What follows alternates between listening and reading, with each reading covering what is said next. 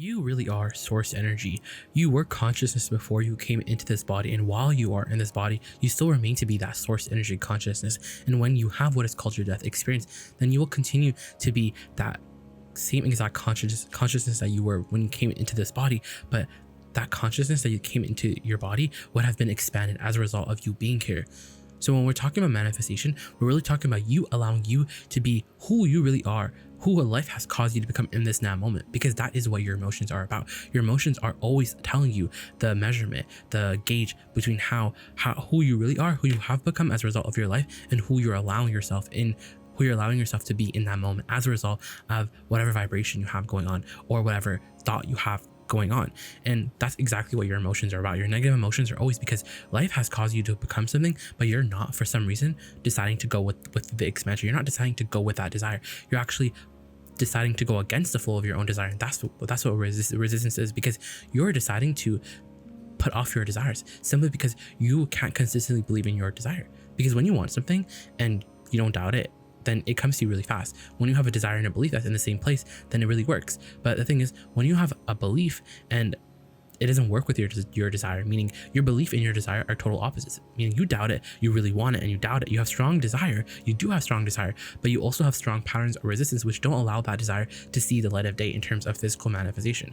But the thing is, it still is a vibrational reality, and that's something that's worth noting and very much worth celebrating too. Because when something is a vibration, then that is a done deal. That creation is going to become a physical manifestation.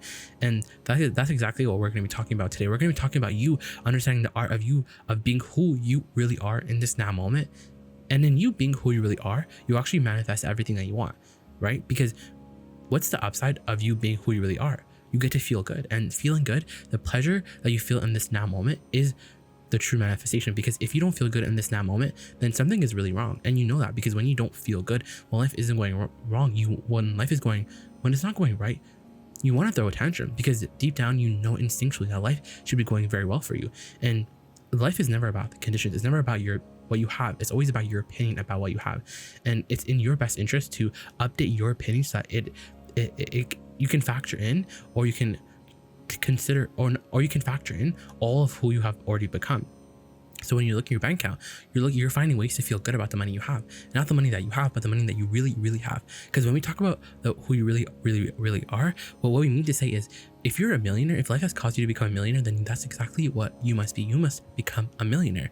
You are the creator of your own reality, and that is to say, you are the deliberate allower of the vibration to turn into a physical manifestation. You don't have to give thought to your creation anymore, because the contrast is what sets it into motion. You can't help but be a manifestor. You can't help but set all of your creation into motion. That's why you're a genius creator, because just by you giving thought, emitting a vibration about an improvement, meaning you know what you don't want, so you know exactly what you do want. That's what a genius creator does. So boom, it goes into this vibrational realm. It literally shoots forward like this rocket, and your source energy becomes the vibrational equivalent. It gathers the cooperative components. It doesn't take its eye. It becomes a vibrational placeholder for you. It doesn't doubt it on your behalf. When you doubt it, your inner being still will never doubt it. So that's really good. And so you don't have to give thought to it anymore, because you just have to ask once. And once you ask once, then you can get on with other creations. That desire is going to come to you.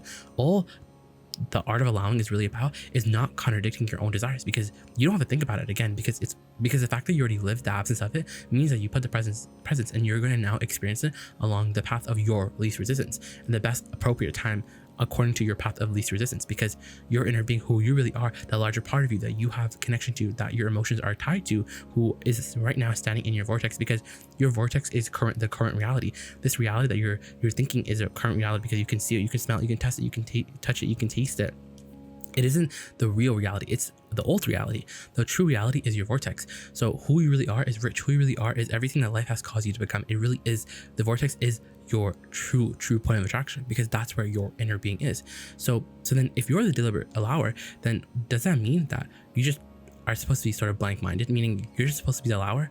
Well, not really, because you are the deliberate allower, but you're also the focuser. You like to have your hands in the clay. You like to think about things. You like to ponder about things. But the thing is, you're not using your mind function. You're not thinking in order to get somewhere, because the getting somewhere is already destined. It's already clear. You already put it into the vortex. So the motion, the stream, this law of attraction, this stream that is larger and older and wiser than you are, than your lifetime is gonna take you there. It's gonna happen. But that's the thing though, is do you have to justify your well-being with excuses for action? Meaning, do you have to pay a price, or can it just come to you simply because you asked for it? Because that's what it is. You already asked for it, so it must come to you. And so now when you think about your desire, it's just for pleasure. Because we're not saying don't think about your desires. We're not saying just become so general in your approach that you're just, standing where you are and be like, yeah, when someone comes up to you, you're like, yeah, like I'm just about bliss, ease, focus, and, joy and expansion. We want you to be able to have, conversations. We want you to be out in, life and be able to sort of look through all the subjects that are important to you, because you came to be source energy, but also have this human experience. To be source energy while also having a physical experience is truly is basically bliss. So we're just saying, get connected first. Get connected to your source energy, plug yourself in, and then do it, because this talks to a greater conversation of what receiving mode are you in. Are you pessimistic, or are you feeling good? What is your mood like? Because what your mood is like it will tell you what the vibrational components of your point of attraction are in this now moment, because that's the great thing about your guidance system. So it's what receiving mode are you in. You want to think about your desires. And thinking about your desires, you're only thinking about them. You're only thinking about the things that you want to think about, meaning you're only thinking about what you want just for the pleasure of it. It's for the pleasure. And in having the pleasure and in enjoying the pleasure and enjoying the details of your manifestation before they come, because now you understand that it's already coming, so you don't have to goose it up anymore, because law of attraction will goose it up. Your job is to stand where you are and have fun. Your job is to now stand where you are and chill out. Whether that means don't think about this desire or do think about this desire, it's up to you, because only you will know. Only you know what receiving mode you're in. Because when your desire and your belief are in the same place, the more you talk about it, it feels really good. But when your desire and your belief are far apart, then every time you bring up your desire, it doesn't feel good. When you're driving 100 miles per hour and you hit a tree, it's a really big problem. But when you drive 5 miles per hour and hit a tree, then it's a smaller problem. And many of your friends are like, well, I'm going to just drive 5 miles per hour for the rest of my life. I'm going to drive so slow. And sometimes that sounds like what we're saying, but it's not. We're saying drive 100 miles per hour, but make sure that there are no trees, because you can do that. You have the ability to do that, because you can sort of smooth out the vibrational water so that when you're out in the day, you're not crashing into so many trees, because you did the work first and you cleared up all the trees, because now you're understanding, I already did all the creation. So now it's about my pleasure. It's about me enjoying myself. The more pleasure I have, the faster the momentum goes. Because our human friends who understand law of attraction, they think of law of attraction in a very efforty way, meaning they approach it in an effort way. They think the more I think about this desire, the faster it comes to me. So they think about it. They say, for 2 days, I'm going to just talk about why I want it. And in me talking about why I want it, it has to show up, because I'm talking about the vibrational essence, and law of attraction is going to give me the vibrational essence. But there's that tinge of resistance, of ulterior motive, because when you do something to get something, the getting something is more important than doing it. So you're going to take score of reality. And when it's not there, you shoot yourself in the foot. You're continuing to take score. But when it's just about pleasure, when you're just thinking about your money, your empire, the reading the books, the creating the books, the money, everything that you're interested in, when you think about those things simply because the pleasure, because those desires, especially those desires that you've been wanting for a long time, they have a lot of juice in them that isn't just only going to be in the physical manifestation. Because getting to the physical manifestation is one thing, but what about once you're there? There's going to be a whole other journey. So there's always going to be more and more. So right now where you stand, you're in the perfect spot to start to make the journey towards wherever you want. And it starts with your pleasure. It starts with you being in the receiving mode. When you're experiencing pleasure, when you're experiencing anything that you remotely can identify as positive emotion, then you're doing the most productive work. Because when you're in the ease and the flow, and when you're feeling good, that's when, what's interesting is that you have to know because you want to speed up your experience. You have the ability to speed it up and slow it down, and that's actually the best part of your life experience, and that's actually the life experience that you want. Sometimes you want to speed it up because you get bored, and sometimes you want to slow it down because you get overwhelmed, and sometimes you want to speed it up. And the way that you speed it up is when you know that you feel good, then you can talk about your desires. But when you know that you're not feeling good, that's not the time to talk about your desires. That's the time to triage. That's the time to feel as good as you can. That's the time to go general. That's the time to to not ignore reality, but to do the best you can and feel as good as you can, and do the best you can at your vibrational management and make peace with what is. That's the time to put out the fire. But when you're feeling good, that's the time to turn it on. When you're feeling good, then anytime you think about your desire, it's going to be so pleasurable. But the thing is, the power in pleasure is in the pleasure of it. It's not in the power of it. It's in the pleasure, because the better you feel, then you focus on it more, because the more better it feels, the more you focus on it, and the more you feel about it, the better it feels. And we're talking about any specific subject. When you feel good, for example, just in general, and you want to talk about money, your job in that moment is to talk about money in a way that just feels good to you, because the more you think about it, the more pleasurable it's going to be, because you started with feeling satisfied, with feeling good. So now as you're talking about money and as you're feeling good, the real manifestation just happened. You just felt good about talking. You just felt good. You just experienced the real manifestation.